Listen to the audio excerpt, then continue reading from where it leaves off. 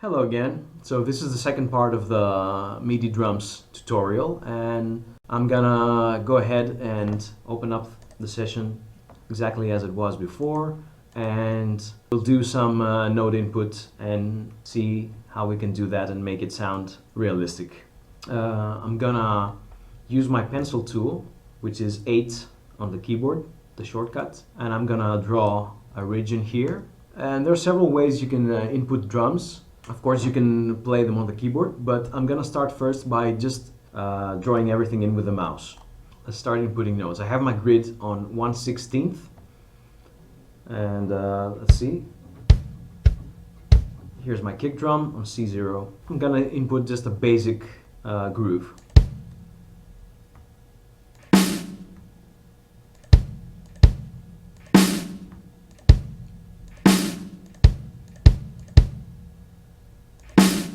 Okay, so let's hear it.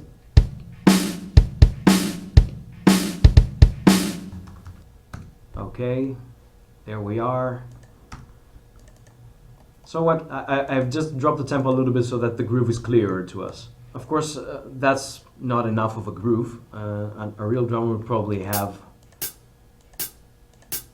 hi-hat playing.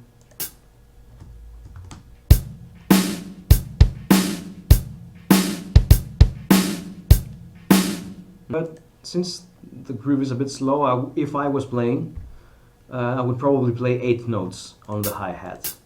So let's add that in.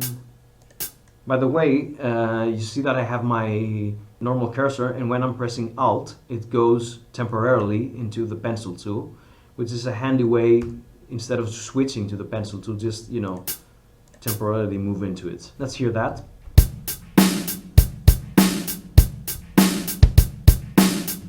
Okay, maybe add a little bit of flourish.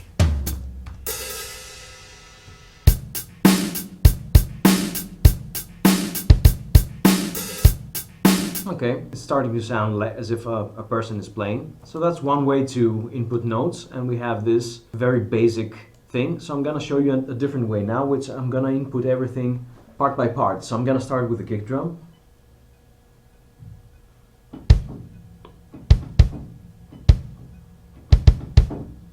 Snare,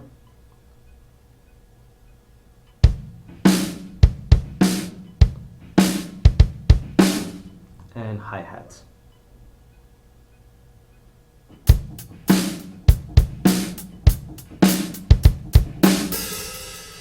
Okay, you might already be thinking, well, that doesn't sound that good. I'm gluing the parts together using the glue tool, which is 4. The shortcut is 4. So let's see.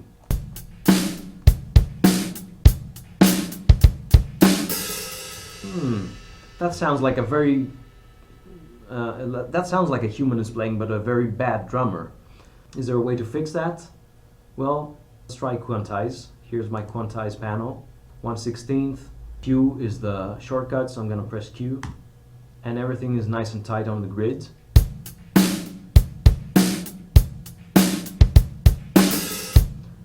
This hi-hat was moved towards the wrong side of the grid. I theoretically wanted to have it on the upbeat of the 8th note here instead of that, so I'll just move it here. Although it doesn't sound bad on the 16th, but let's keep it so we have a straight comparison with the other thing that we input. So let's hear them together actually.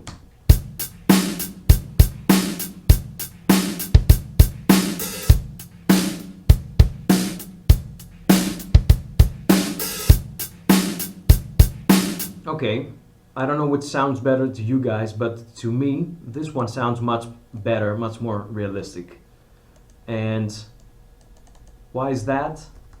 Well, the answer is here. You can see that this was input with the mouse, and it's all the same dynamics. And well, this one has a nice dynamic variety. So you can see that, for example, my hi-hats, you can see it's color coded, so the bluer it gets, it's the lower velocity, the red it gets, it's the higher velocity. So you can see that it has a much more natural playing style, where my even hits on lower velocity, how a real person would do it, like a t t t instead of a t t t t t, this kind of robotic performance that we can see here. But I think we can do even better, and to demonstrate that, I'm gonna do another take. This one, I'm gonna actually perform the whole thing on one take. So instead of doing it piece by piece, I'm gonna do it on one take. Now, if you're not very comfortable at doing this, you maybe want to practice it, because I think it's a natural way to input drums.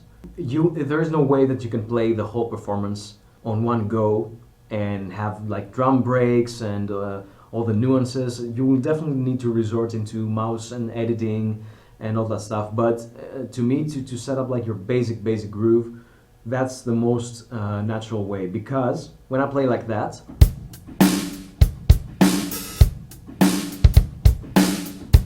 I get the feedback from the sound of the groove instead of... This doesn't tell me much about what's going on, while this one is already there. So I get my dynamics are a bit more fluid. I think my groove is a little more fluid. I follow the click a little bit easier. Let's try it.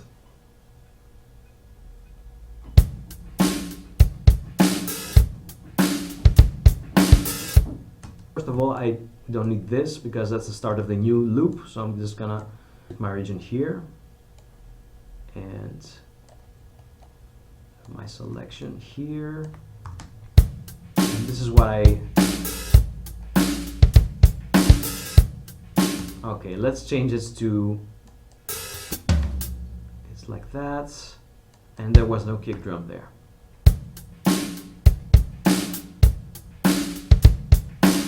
So this still sounds pretty horrible, and I can again quantize it, and it would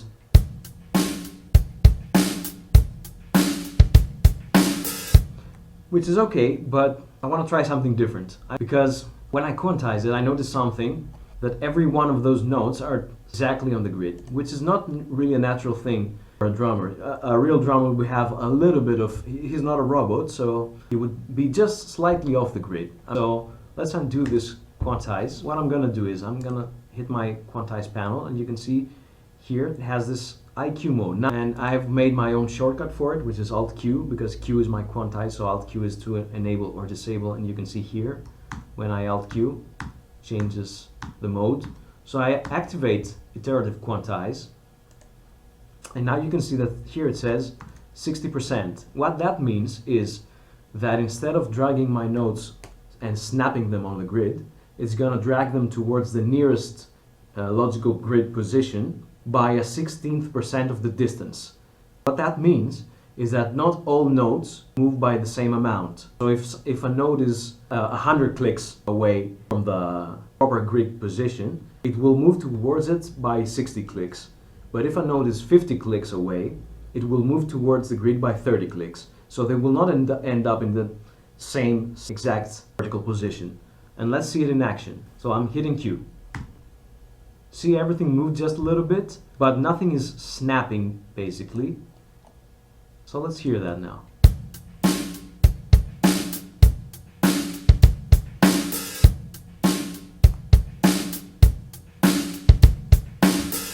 Better. I think if I quantize once more and bring them a little bit closer.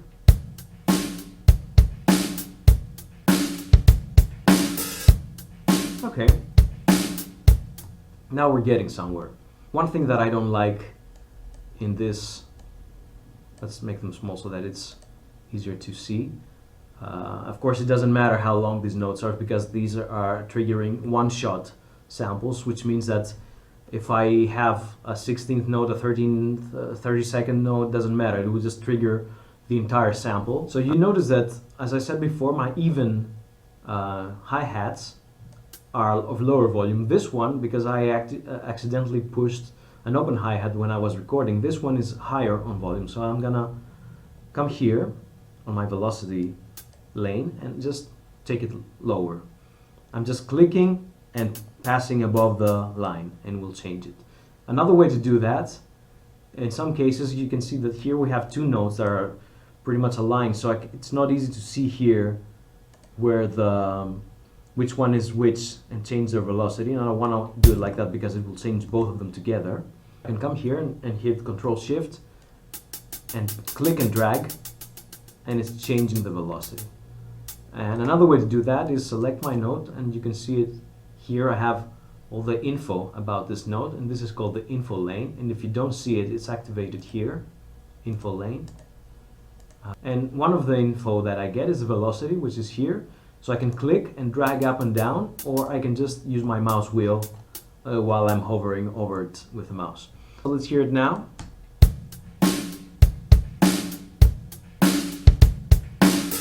Okay, much better. Let's see how it was before, that this was louder. You see how this sounds unnatural? Well, this one is much more flowing. Okay, that's all fine, but maybe you don't have a MIDI keyboard and you have to input stuff with a mouse. Okay, so let's try to make this a little bit more human. As I said, let's select the even hi-hats, and I come here and I drag them a little bit down so that they are softer, and then I'm gonna take the whole hi-hat lane and just compress them just a little bit, and then I'm gonna randomize a little bit, maybe here, and I'm gonna randomize these ones too, just randomly dragging up and down like that. Gonna compress these two just a little bit too. Maybe my first is more decisive here, so it's a bit louder, and this one is louder than this one. And for these two, for example, because they are close to each other, a drummer would naturally play the first one much softer. And why is that? Because he needs to release the pedal fast enough so that he has time and distance from the kick. As the mallet on the pedal hits like that on the skin, he needs to release it. So it's to do that, he needs to have release the pedal early enough. So this will probably be softer. So I'm gonna put it down. This one will be probably a little bit softer, and let's hear this.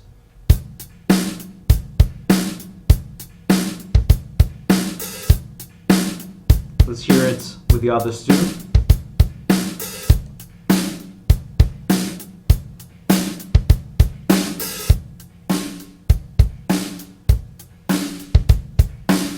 Now, you notice that the third one was much softer because when I recorded this one, I was like, and I didn't have the whole kit to give me the feedback of how loud it is. And when I went like that, I was like, okay, that's loud enough. It's not a loud part of the song, maybe.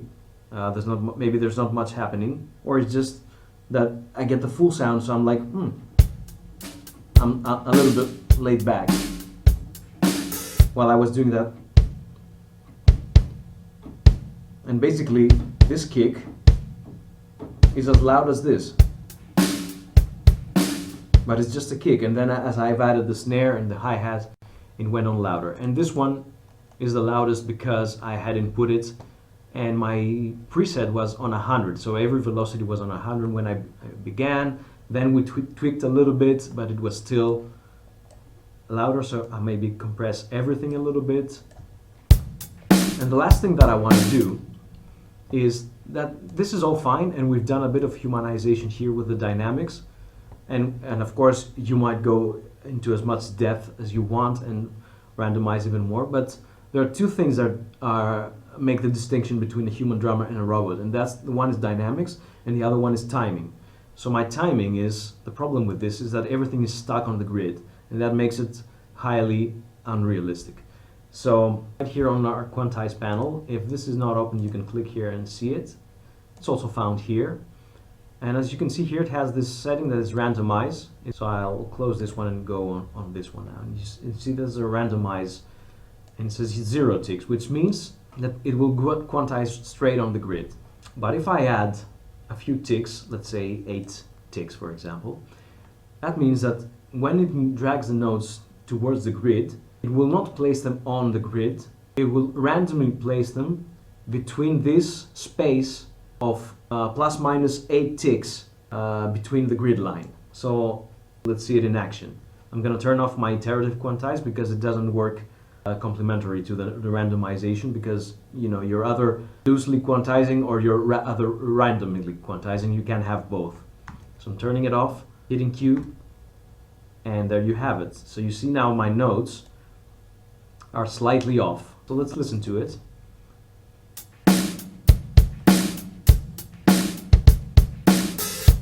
So you have noticed that these things did not play back, and as you can see, they're grayed out. That's because when I did the random quantization, these two went behind the grid and outside my current MIDI region.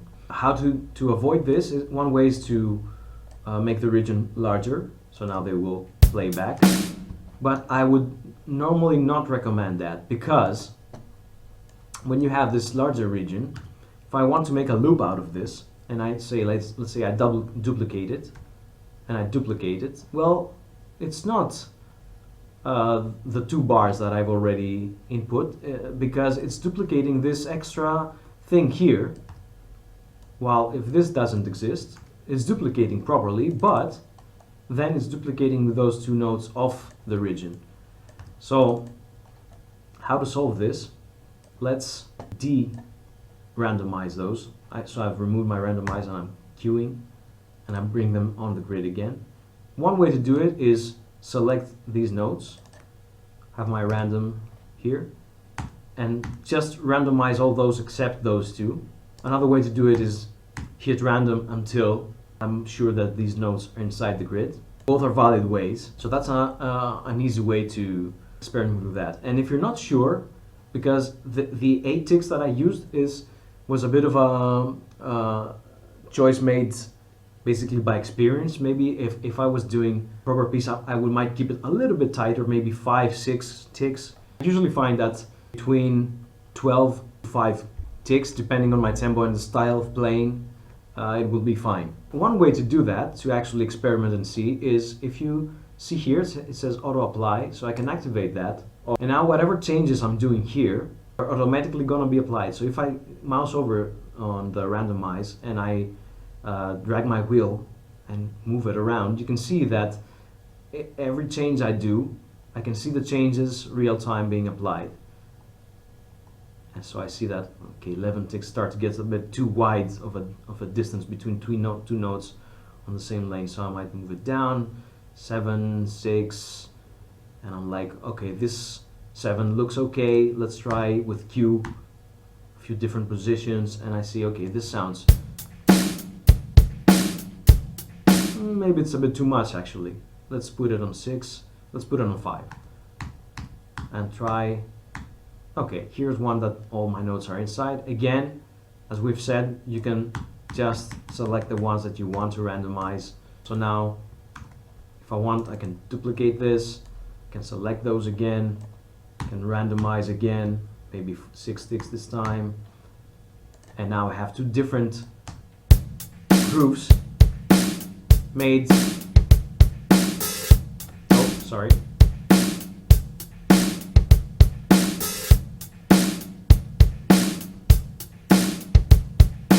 Now you're gonna say, well, I can't hear the difference. Yeah, well, of course, it's not. It's supposed to be like that, because you shouldn't hear a big difference from one bar to another into the same groove.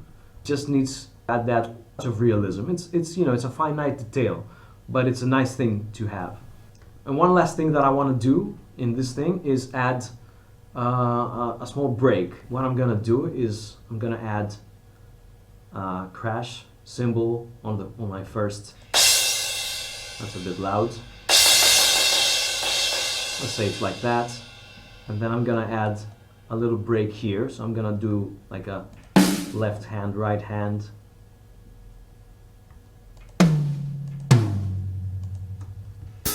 Oh, there. Let's hear that.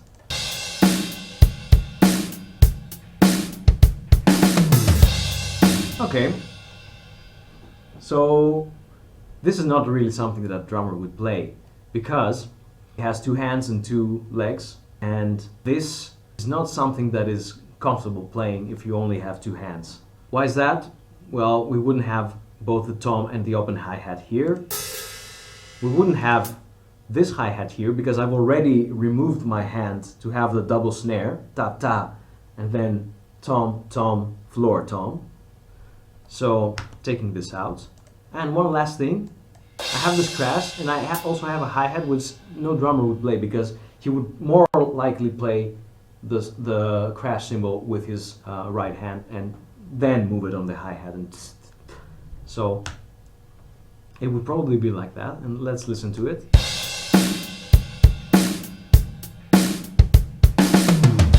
Okay, I think if I was playing that, first of all, I would maybe not play this kick drum, and then I would, the natural way to do this is an upbeat and this is a downbeat, so the dynamics would probably be the opposites. And then with my toms, it would be upbeat, downbeat, upbeat. That's a natural thing, and every drummer will do it more or less.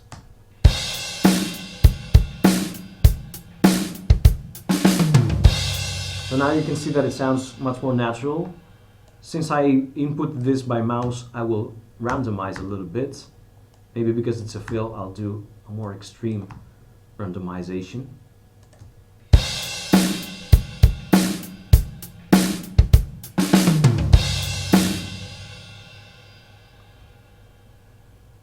Okay, I think I would probably avoid this one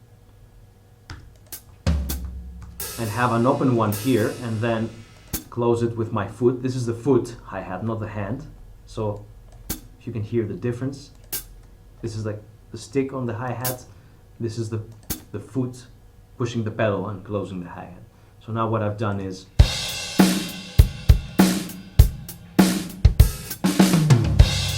okay, so we have a natural thing that a person would play. One last touch that I would like to try is instead of having like ta-ta, I have a roll and I have r-pa-pa-tu-tu-tu. So let's hear that.